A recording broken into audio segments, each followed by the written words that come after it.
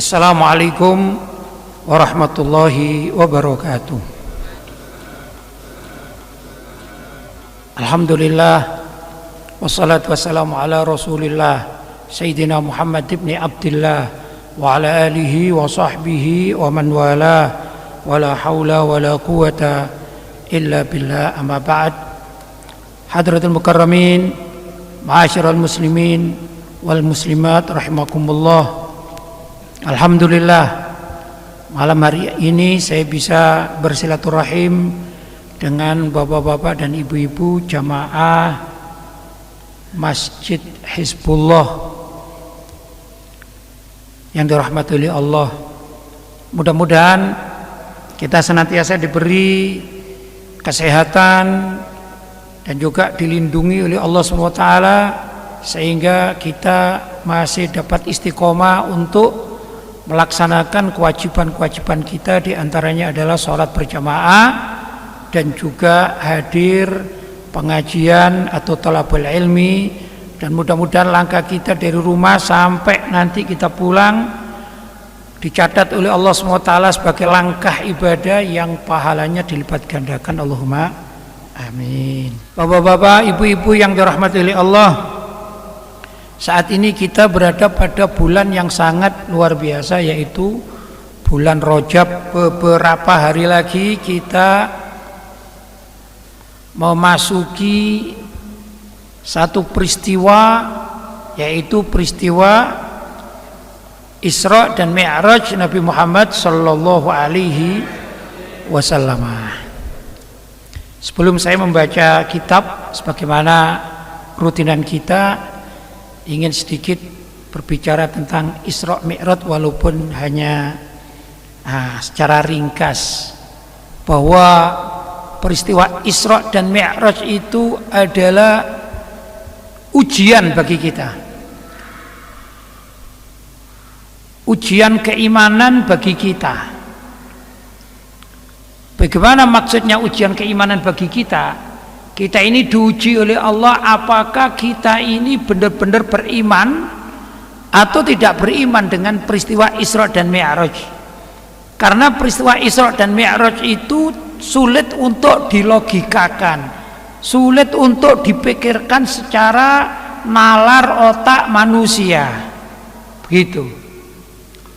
Bayangkan Nabi Muhammad SAW tidak pernah pergi sebelumnya, ini tidak pernah pergi ke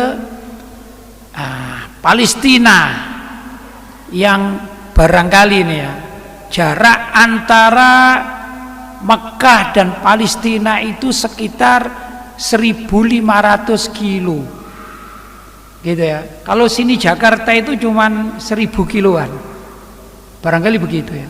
Malang Jogja itu 500 kilo. Nah, kalau 1.500 kilo kan ya cukupan cukupan panjang gitu ya perjalanannya ya. Kemudian tatkala Nabi di Isra dan Mi'rajkan dari Makkah menuju Baitul Maqdis, yaitu Palestina, maka Nabi itu naik buraq ditemani oleh siapa? Malaikat Jibril. Ini perjalanan tersendiri. Setelah Nabi sampai di Masjidil Aqsa, maka beliau turun dan masuk, sehingga beliau itu saat ditanya oleh orang kafir Quraisy, apakah benar engkau Isra dan Mi'raj, maka Nabi bisa mensifati dalamnya Masjid Al-Aqsa. Mungkin kalau saya gambarkan sekarang ini, saya berada di Masjid Hizbullah Singosari ini. Saya bisa cerita bahwa hari ini ada pembangunan atau renovasi sedikit di Masjid Hizbullah, yaitu di tiang yang depan ya, sekarang dikerobong dengan apa namanya ini, terpal itu. Nah, ini berarti hari ini kalau saya cerita di mana saja, mau di Malang, Surabaya, menceritakan hari ini, kemudian bapak-bapak yang sudah biasa di masjid sini mendengarkan cerita saya, ya berarti betul itu ceritanya. Karena hari Jumat sekarang ini Masjid Hizbullah di tengah-tengah ada terpal yang dipasang kan gitu. Gak bohong berarti ya. Demikian juga tatkala Nabi Shallallahu Alaihi Wasallam menceritakan tentang kondisi Masjidil Aqsa itu tepat sekali sesuai dengan orang yang pernah melihatnya. Begitu. Itu satu. Jadi ini adalah perkara yang gaib, perkara yang harus diimani. Yang kedua, Nabi Shallallahu Alaihi Wasallam di Isra Mi'rajkan. Setelah Isra itu perjalanan ke mana? Baitul Maqdis, kemudian Mi'rajnya itu ke langit ketujuh, Sidratul Muntaha. Ditambah lagi ada beberapa riwayat, di antaranya beliau sampai ke atasnya Sidratul Muntaha, yang di situ sebagian riwayat mengatakan Lauhul Mahfuz. Kemudian dari Lauhul Mahfuz itu beliau diperintahkan untuk naik lagi di salah satu tempat namanya Mustawa, yang Mustawa itu tepatnya di bawah Arsy. Arsy itu kerajaan Allah Subhanahu wa Ta'ala. Dan Nabi Muhammad bisa menceritakan itu semua lengkap. Kemudian beliau pulang, ya, beliau pulang sampai ke Mekah dan menceritakan itu semua. Ini ditempuh hanya dalam waktu 1 malam saja. Ini sesuatu yang sangat luar biasa di zaman tersebut. Tidak masuk akal. Jangankan zaman tersebut, zaman sekarang pun tidak ada masuk akal. Kenapa? Karena orang pergi ke bulan, kalau bener sampai ke bulan itu nggak bisa ditempuh dalam 1 malam, berhari-hari bahkan berbulan-bulan ini. Ya, saya pernah baca astronom itu kalau keliling angkasa itu sampai 1 tahun 2 tahun gitu ya. Ini Nabi Muhammad hanya memerlukan waktu 1 malam, itu pun sekejap saja, tidak terlalu lama. Nah, disinilah kita diuji keimanan kita dan keislaman kita. Orang kafir ini semuanya menolak. Sedangkan orang Islam ini semuanya percaya. Yang tidak percaya berarti kafir kan gitu. Yang tidak percaya dengan peristiwa Isra dan Mi'raj yang telah dijalankan oleh Nabi Muhammad SAW, berarti dia ini kufur kepada ayat-ayat Allah. Jelas ya? Kenapa? Karena peristiwa Isra dan Mi'raj itu dibukukan, dicatat di dalam Al-Quran. Begitu ya. Nah, bagaimana di bulan Rajab ini? Maka kita perlu mengatakan kepada siapapun orang di dunia ini, ya, faqulu syahadu bi anna muslimun. Katakanlah, isyhadu, saksikanlah, bi anna muslimun, kamilah orang-orang muslim yang percaya dengan firman Allah, yang percaya dengan syariat yang diturunkan oleh Allah SWT kepada Nabi Muhammad, kemudian disampaikan kepada kita. Kita harus bangga menjadi seorang muslim, ya, karena ini adalah keyakinan yang akan kita bawa kelak ke hadapan Allah Subhanahu wa Ta'ala. Kalau kita ditanya oleh Allah Subhanahu wa Ta'ala ini, apa pendapatmu tentang ayat-ayat yang aku turunkan di dalam Al-Quran? Engkau percaya itu tidak? Kalau orang kafir pasti mengatakan, kami tidak percaya dengan ayat-ayat engkau, ya Allah, itu maksudnya wahai Tuhan. Tapi kalau kita umat Islam pasti mengatakan, faqulu syahadu bi anna muslimun, katakanlah, isyhadu, saksikan, bi anna muslimun, kami orang-orang Islam yang berserah diri kepada Allah, yang menerima segala macam apapun dari Allah Subhanahu wa Ta'ala. Walaupun orang kafir marah terhadap kita, orang kafir mencaci maki kita, kita mengetapkan, aku ini adalah seorang muslim yang mukmin kepada ayat-ayat Allah Subhanahu wa Ta'ala. Itu kewajiban kita di dalam masalah beragama. Jadi keislaman kita, keimanan kita ini diuji oleh Allah Subhanahu wa Ta'ala. Ya, kita iman atau tidak iman itu diuji oleh Allah Subhanahu wa Ta'ala. Dan menyatakan dirinya muslim, mukmin kepada agama Allah, bangga dengan apa yang diberikan oleh Allah terhadap keimanan bagi kita. Kan iman diberikan oleh Allah, hidayah dari Allah. Berarti kita ini Islam kita karena hidayah dari Allah Subhanahu wa Ta'ala, tidak boleh diingkari ya. Kalau kita ingkar sama hukumnya dengan orang-orang kafir. Karena itu dalam firman Allah yang lain disebutkan, waman ahsanu qaulan mimman da'a ilallah wa amila solihan wa qala innani minal muslimin. Waman ahsanu qaulan, siapakah yang lebih baik perkataannya mimman da'a ilallah, daripada orang-orang yang menyeru kepada Allah, yaitu masuk Islam, mengajak orang masuk Islam, wa amila sholihan, serta mengerjakan amal-amal yang soleh, amal-amal yang baik. Wa qala, lantas dia mengatakan, innani minal muslimin, sesungguhnya aku termasuk orang-orang muslim. Artinya berserah diri kepada Allah, beriman kepada Allah. Ya, ini kebanggaan kita menjadi seorang muslim, jangan diingkari. Hidup di mana saja katakan innani minal muslimin. Kalau enggak, naudzubillah, coba misalnya kita mengatakan aku malu dikatakan sebagai seorang muslim, kemudian oleh Allah dimatikan saat itu, kemudian persaksiannya karena malu dikatakan sebagai seorang muslim, akhirnya menyebabkan dia ini dimurkai oleh Allah SWT. Naudzubillahi min dzalik. Karena itu man da'a ilallah, ini terbaiknya orang yang mengajak kepada Allah, yaitu beriman kepada Allah, kemudian dia beramal soleh, maka hendaklah dia mengatakan innani minal muslimin. Katakanlah bahwasanya aku ini adalah seorang yang muslim, begitu ya. Nah ya ikhwan, karena itu pada bulan yang sangat mulia ini kita katakan kepada dunia, kita saksikan, kita beriman kepada Allah SWT bahwa Nabi kita di Isra dan Mi'rajkan ini benar-benar terjadi, dan kita yakini, kita pasrah apapun yang terjadi, kita katakan apa yang dikehendaki oleh Allah SWT itulah yang terjadi, walaupun kita tidak bisa menyaksikan dengan mata kepala kita, begitu ya. Itu keyakinan kita terhadap apa? Isra Mi'raj Nabi Muhammad sallallahu alaihi wasallam. Mudah-mudahan sedikit yang saya sampaikan ini tentang Isra Mi'raj bisa menguatkan hati kita, dan kita yakin bahwa kita adalah umatnya Nabi Muhammad sallallahu alaihi wasallam. Kita yakin kita sebagai seorang muslim, kita tidak malu untuk meletakkan apa jati diri kita, alma mater kita, apa sajalah pokoknya ya, yang itu menandakan keislaman kita, jangan ditanggalkan dimanapun kita berada, di mana saja kita berada, mau di kalangan orang Islam atau di kalangan dunia pun, kita wajib menyatakan innani minal muslimin, sesungguhnya aku ini termasuk golongan orang-orang Islam. Mudah-mudahan ada manfaatnya.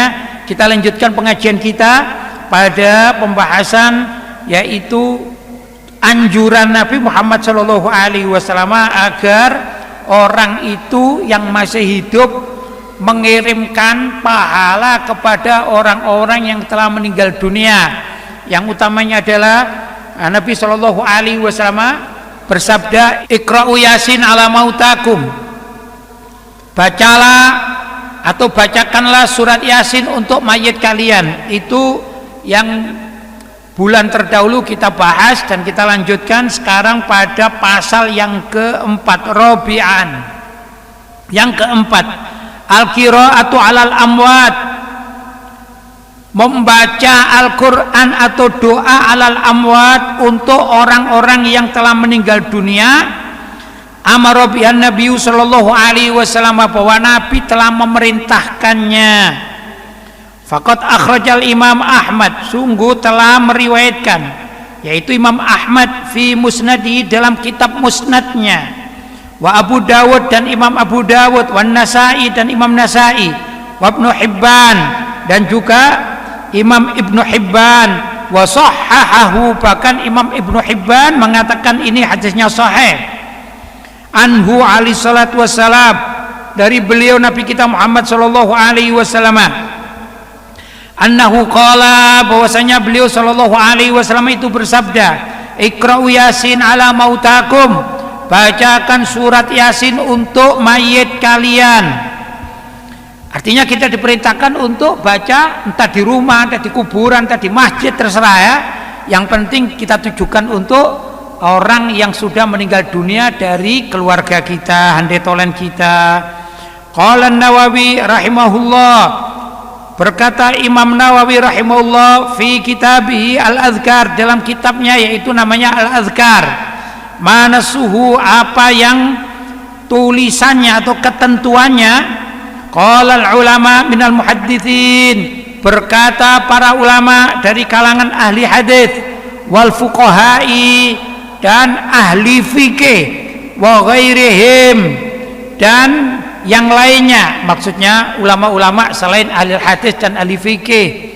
Ulama itu macam-macam, ada ahli tafsir, ya, ahli usul fikih, masih banyak yang lain-lain, ahli dakwah, ad-dakwah wal irsyad misalnya, ya, itu namanya bagian-bagian dari para ulama. Antara lain, ya juzu, kata mereka, ya juzu, boleh, wa yustahabbu al-amalu, dan dianjurkan untuk beramal, fil fadhaili, di dalam masalah keutamaan amal ibadah, maksudnya ibadah sunnah, wat targhibi, dan untuk mengajak kepada kebaikan, wat tarhibi, atau mengancam kepada hal-hal yang menakutkan.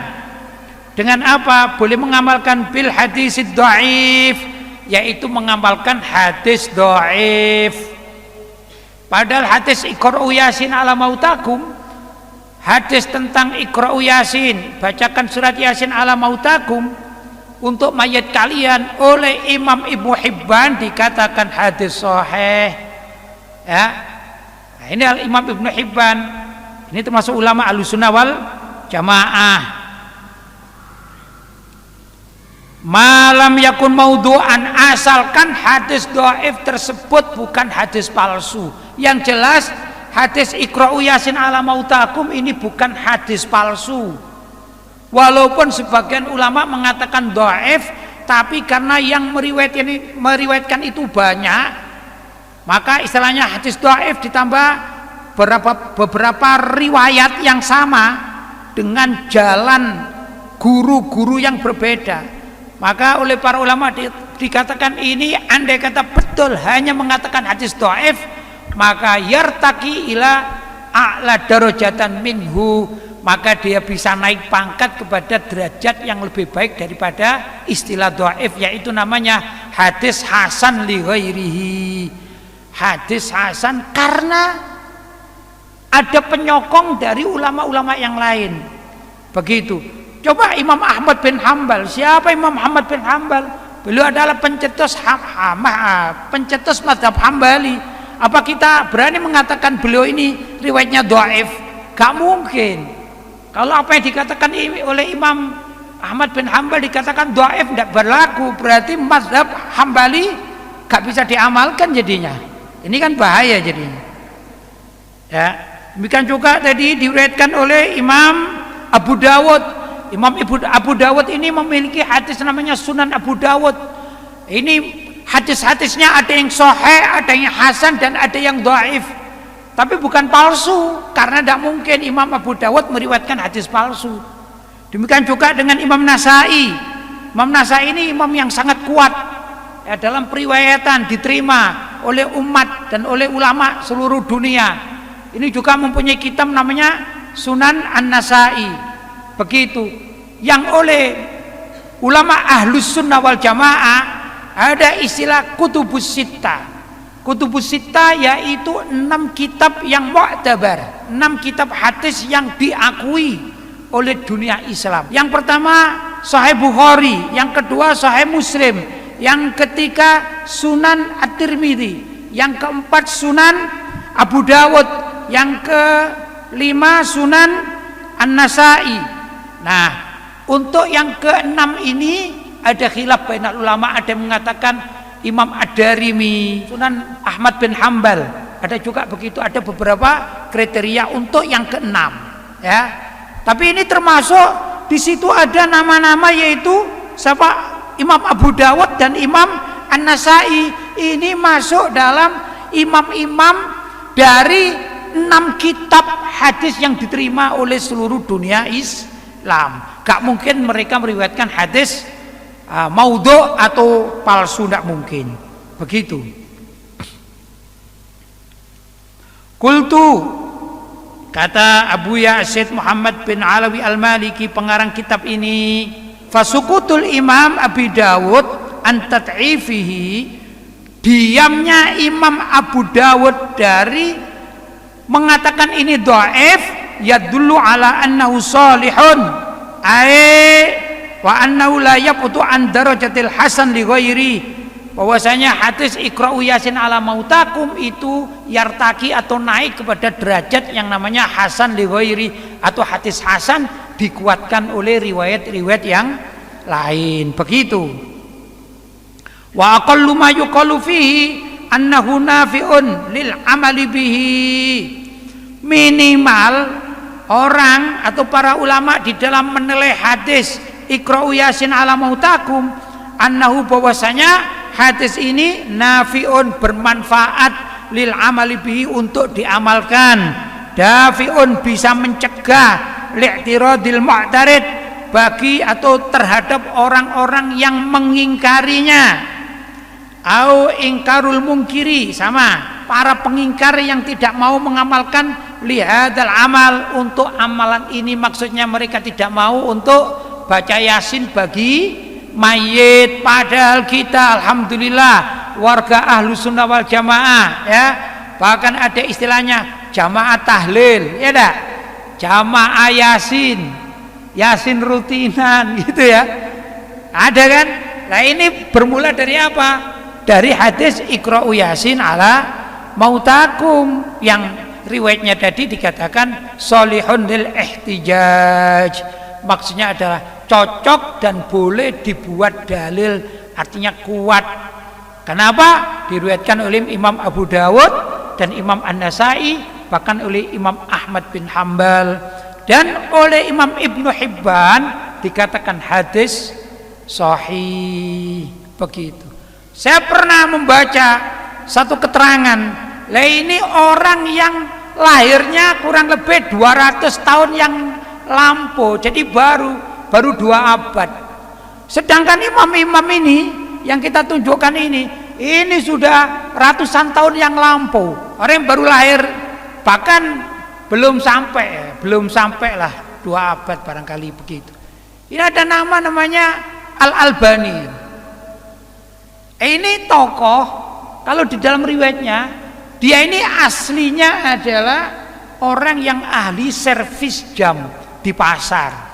Cuman dia ini senang membaca buku tanpa guru. Nah, yang namanya Al-Albani ini mengatakan hadis ini dhaif, bahkan maudhu. Ini melawan imam-imam Ahmad bin Hambal, melawan Imam An-Nasai, melawan Imam Abu Dawud. Ya ndak banding, ilmunya ndak banding. Dikatakan oleh Nabi Shallallahu Alaihi Wasallam, khairul kurun korni, sebaik-baik kurun itu adalah kurunnya Nabi Muhammad atau zamannya Nabi Muhammad. Tsummal ladzina yalunahum, kemudian zaman setelah Nabi Muhammad wafat digantikan oleh zaman para sahabat, mungkin dalam pemerintahan yaitu khalifah-khalifah itu ya, Khalifah Abu Bakar, Khalifah Umar, Khalifah Utsman, Khalifah Ali, namanya zaman khilafah. Itu terbaik. Jadi setelah zaman Nabi Muhammad, zaman kenabian. Setelah itu tsummal ladzina yalunahum, kemudian zaman setelahnya kekhalifahan 4 khilafah tadi itu, yaitu para tabi'in, begitu ya. Nah setelah itu tambah ke sini, maksudnya pengikut para tabi'in tambah berkurang begitu. Zamannya Imam Ghazali misalnya, sebut saja Imam Ghazali itu lahir 600 tahun yang lampau ya. Kemudian dibandingkan dengan ulama, walaupun ulama yang hidup di zaman sekarang siapapun adanya, enggak banding kebaikannya. Imam Ghazali jauh lebih muhtamad, jauh lebih bisa dipegang wasiat-wasiatnya daripada orang yang hidup di zaman sekarang. Sealim apapun orang hidup zaman sekarang, begitu mestinya. Demikian juga di dalam kedudukan ilmu-ilmu ini. Loh, kalau ada tokoh walaupun ini mengaku sebagai pentasih hadis namanya Al-Albani, dibanding dengan zamannya Imam Ahmad bin Hambal atau Imam seperti Abu Dawud atau Imam An-Nasai yang gak ada bandingannya, itu seperti kita mengkanter siapa? Imam Ghazali, ya siapa kita? Siapa kita kan gitu ya, mengkanter Imam Ghazali, nggak banding. Lucu saja kalau bagi orang yang mengerti. Paham ya? Masalahnya kadang-kadang orang zaman sekarang ini kemeru gitu ya, kata orang sekarang kemeru apa pura-pura paling tahu sendiri gitu ya. Padahal kalau kita merujuk pada kitab-kitab salaf kita, ini tentu jauh lebih aslah dan lebih aslam, lebih baik dan lebih selamat. Karena itu kita pun hidup di zaman sekarang, ayo tengok bagaimana ajaran orang tua zaman dahulu kala. Contoh aja kalau kita bicara kenegaraan kita misalnya, kalau orang berasumsi dengan zaman sekarang, politik zaman sekarang, mestinya harus ada studi ya, ada studi komparasi dengan para pendiri negara ini. Apa tujuan para pendiri negara ini? Begitu mestinya, ya dah. Nah, contoh misalnya kita bicara Pancasila aja. Kenapa kok harus ada sila ketuhanan yang Maha Esa? Ya, itu perjuangan panjang. Orang-orang zaman sekarang, apalagi adik-adik kita nggak ngerti gitu. Ya, di sana ada 7 kata yang dibuang. Itu apa 7 kata? Yaitu intinya di situ umat Islam boleh melaksanakan syariat agamanya. Itu yang diperjuangkan oleh pejuang-pejuang muslim, ulama-ulama di zaman kemerdekaan. Urusan perjuangannya kalah itu urusan lain, tapi ulama itu begitu memperjuangkan agar syariat Islam, yaitu 7 kata di dalam Piagam Jakarta itu mestinya yang harus diperjuangkan. Gitu mestinya ya, karena itu lebih dulu mereka. Kalau orang zaman sekarang kan enggak, mau DPR, MPR dan lain sebagainya kan enggak ke arah sana gitu. Nah, kalau kita mau jujur dalam kenegaraan pun mestinya kita rujuk kepada orang zaman dahulu kala dalam masalah kemerdekaan. Demikian juga dalam segala hal ya, termasuk dalam keorganisasian kita. Alhamdulillah saya juga mengajar di sini sebelum kitab ini, yaitu kitabnya Mbah Hasyim Asy'ari. Insyaallah nanti kalau selesai kitab ini saya carikan karya Mbah Hasyim Asy'ari sebagai pendiri NU. Mestinya kita sebagai warga NU itu wajib merujuk kitab-kitab Mbah Hasyim Asy'ari. Walaupun zaman sekarang banyak tokoh-tokoh NU, tapi kita sebagai warga NU selayaknya adalah mendahulukan apa sih fatwa Mbah Hasyim Asy'ari, dan itu lebih benar, lebih aslah, lebih aslam untuk diamalkan di zaman sekarang. Begitulah adatnya orang-orang ahlul ilmi di kalangan para ulama. Alhamdulillah kita ini termasuk orang-orang yang senang belajar ilmu. Mudah-mudahan ada manfaatnya ya ilmu yang kita pelajari. Baik, saya lanjutkan. Khususon wa annahu qad jara alaihi amalul fuqaha, khususnya bahwasanya iya, yaitu baca surat Yasin untuk mayit. Annahu qad jara alaihi amalul fuqaha, bahwasanya pembacaan surat Yasin untuk mayit itu telah berlaku di kalangan ahli fikih fi katsirin minal amsor, di berbagai tempat atau kota, salafan wa khalafan, baik di zaman dahulu kala kalangan ulama-ulama salaf, au khalafa, atau ulama-ulama di zaman pertengahan Islam yang dikatakan ulama-ulama khalaf. Kalau zaman sekarang ini namanya kontemporer atau zamanul asr. Al-asri itu zaman sekarang ya, muasara itu zaman sekarang ya. Ini kita harus ikut apa? Kebiasaan ulama salaf dan ulama khalaf. Washtahara bainan nas, bahkan bacaan Yasin untuk mayit ini ishtahara bainan nas, sungguh sangat masyhur di kalangan masyarakat di mana saja berada. Bapak-bapak dan ibu-ibu, saya ingin sedikit cerita. Kalau di Indonesia ini ya setiap saat kita baca Yasinan gitu ya. Pertanyaannya, apakah di Mekah dan Madinah ada kebiasaan baca Yasin untuk mayit? Maka saya ceritakan, alhamdulillah saya masuk Madinah tahun 1983, kemudian pindah ke Mekah 1986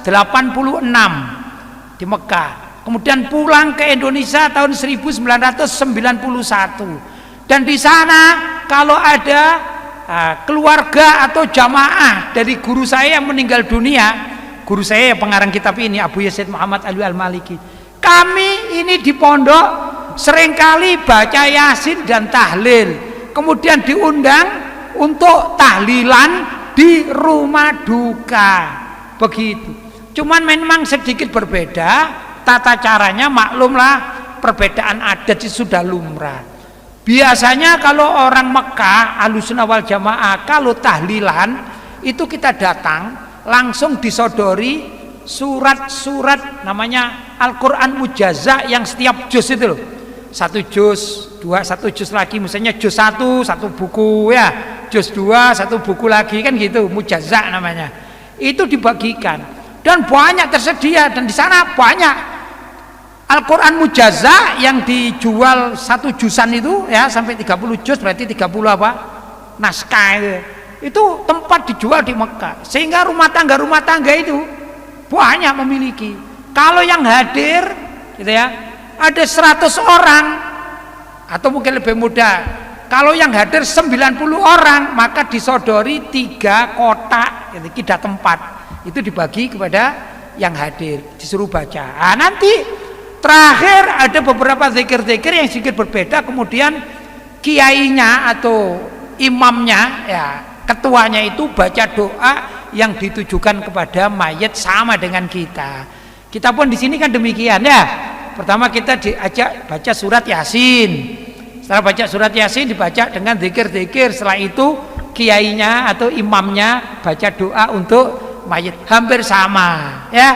Begitu. Tapi itu dilakukan di beberapa tempat, bukan cuma di Indonesia saja ya. Di Malaysia dilakukan, di negeri-negeri Islam dilakukan semuanya seperti itu. Karena itu disebutkan apa? Jara alaihil fuqaha fi katsirin minal amsor, bahwasanya kebiasaan tahlilan atau baca Yasin itu ya ini sudah menjadi kebiasaan di kalangan umat Islam di seluruh dunia. Kama qarrara dzalika Asy-Syaikh Ibnul Qayyim fi Kitabir Ruh kama sayati wa ghairuhu min a'immati salaf, sebagaimana hal itu diakui, ditulis oleh Syekh Ibnul Qayyim fi Kitabir Ruh dalam kitab Ar-Ruh kama sayati, yang insyaallah kapan-kapan akan dibahas. Demikian juga oleh imam-imam yang lain. Saya hanya ingin mengatakan bahwasanya Syekh Ibnul Qayyim itu adalah muridnya Syekh Ibnu Taimiyah. Sedangkan orang-orang zaman sekarang, kasarnya orang Salafi atau Wahabi itu mengaku sebagai pengikut Syekh Ibnu Taimiyah. Cuman ada murid seniornya yang namanya Ibnul Qayyim itu menulis satu kitab namanya Ar-Ruh atau kitab Ar-Ruh. Lah ini menceritakan di dalam kitab itu bahwa umat Islam di zaman tersebut juga membacakan surat Yasin untuk mayit. Kasarannya bahasa kita tahlilan, yasinan dan tahlilan. Yang unik, para pengikut Ibnu Taimiyah, Syekh Ibnu Taimiyah justru zaman sekarang nggak mau yang ikut yasinan maupun tahlilan. Kan unik ini ya, kakak seniornya ikut tahlilan tapi adik senior tidak mau tahlilan, begitu. Nah demikian juga Ibnu Taimiyah atau juga para pengikutnya itu selalu mengatakan kami di dalam fikih mengikuti mazhab Imam Ahmad bin Hambal, begitu, bermadzhab Hambali kata mereka. Uniknya Imam Ibnu Hambal atau Imam Ahmad bin Hambal meriwayatkan hadis Iqra'u Yasin ala mautakum, bacakan surat Yasin untuk mayit kalian. Jadi imam yang diikuti ini yasinan dan tahlilan untuk mayit, tapi para pengikutnya justru anti, nggak mau tahlilan untuk mayit. Ini gimana ini ya? Jadi kan menggelikan sekali. Ya mau bicara apa? Ini di masjid, nggak enak mau bicara kasar juga, ini di masjid ya. Tapi yang menggelikan, unik, nggak sinkron sama sekali antara imam yang mengajarkan dengan pengikutnya, begitu. Baik, saya lanjutkan sedikit. Wal haditsud dhaif Adapun hadis dhaif itu idza jara alaihil amal, kalau sudah diamalkan di setiap tempat taqwa maka akan menjadi kuat, wantahadha, dan juga menjadi bangkit atau meninggi, wasara lahu maziyatun ala ghairihi, maka dia mendapatkan maziyah, keistimewaan ala ghairihi, daripada hadis-hadis yang lain yang dhaif. Wa yusta'nasu bihi ahlul i'tibar wan nadhar, maka merasa senanglah orang-orang yang ahli berpikir dan beristihad untuk mengamalkannya. Wa yafrahuna lil amali bihi, maka orang-orang alim itu senang mengamalkan hadis tersebut, maksudnya iqra'u yasin ala mautakum. Wa ya'tabiruna dzalika, dan menjadikan hadis itu dakhilan, masuk fi dairatis sunnatin nabawiyah, dalam wilayah sunnah nabawiyah. Wala yatabadruna lil ingkar, dan tidak cepat-cepat mengingkari hadis ini, awil hukmi, atau menghukumi bil bid'ah, bahwa hadis ini kalau diamalkan jadi bid'ah, wad dhalalah, atau sesat, wal mukhalafah, atau melanggar syariat. Enggak begitu orang-orang ahlul ilm, orang-orang yang sehat akalnya, ya, bisa berpikir itu kalau melihat hadis yang taqwa menjadi kuat karena banyak sanad-sanadnya, ini akan diamalkan, apalagi sudah menjadi kebiasaan tradisi umat. Karena itu masyaallah muslimin, saya mengajak agar tradisi yasinan dan tahlilan di kampung-kampung ayo kita galakkan. Apapun yang terjadi, biarkan para pengingkar itu mengatakan, mencaci, mengatakan kita, menuduh kita bid'ah, menuduh kita sesat, tapi karena kita berdalil dengan hadis iqra'u yasin ala mautakum, mari kita amalkan. Bahkan kalau bisa di keluarga kita, kalau tidak sempat untuk berjamaah yasinan, ya minimal kita baca untuk keluarga kita yang sudah meninggal dunia. Ya, ini adalah sunnah nabawiyah. Mudah-mudahan pelajaran hari ini ada manfaatnya dan bisa kita amalkan dalam hari-hari kita, dan mudah-mudahan Allah menjadikan ilmu kita ilmu yang barokah. Kurang lebihnya mohon maaf yang sebesar-besarnya. Hadza ma aqulu lakum wal afu minkum. Wassalamualaikum warahmatullahi wabarakatuh.